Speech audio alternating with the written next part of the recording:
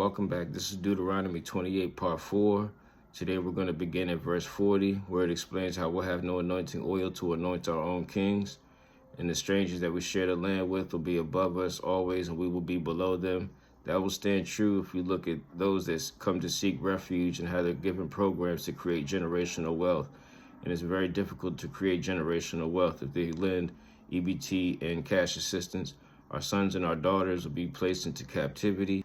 Thou shalt have olive trees throughout all thy coast, but thou shalt not anoint thyself with the oil, for thine oil shall cast its fruit. Thou shalt beget sons and daughters, but thou shalt not enjoy them, for they shall go into captivity.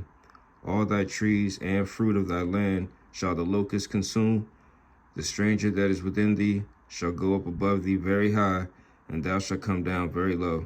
He shall lend to thee, and thou shalt not lend to him. He shall be the head, and thou shalt be the tail.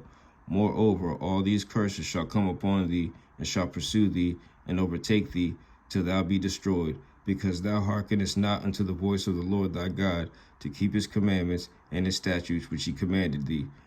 And they shall be upon thee for a sign and for a wonder, and upon thy seed forever, because thou servest not the Lord thy God with joyfulness and gladness of heart, for the abundance of all things.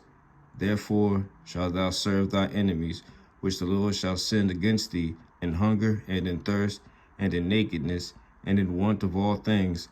And he shall put a yoke of iron upon thy neck, until he have destroyed thee. We are forced to endure these evils because we do not serve the Lord with joyfulness of heart.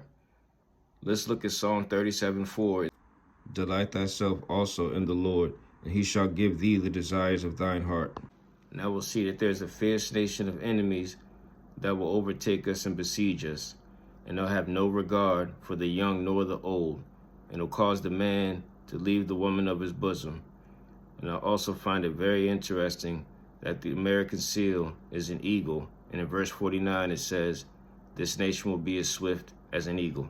The Lord shall bring a nation against thee from far, from the end of the earth, as swift as the eagle flieth, a nation whose tongue thou shalt not understand, a nation of fierce countenance, which shall not regard the person of the old, nor show favor to the young.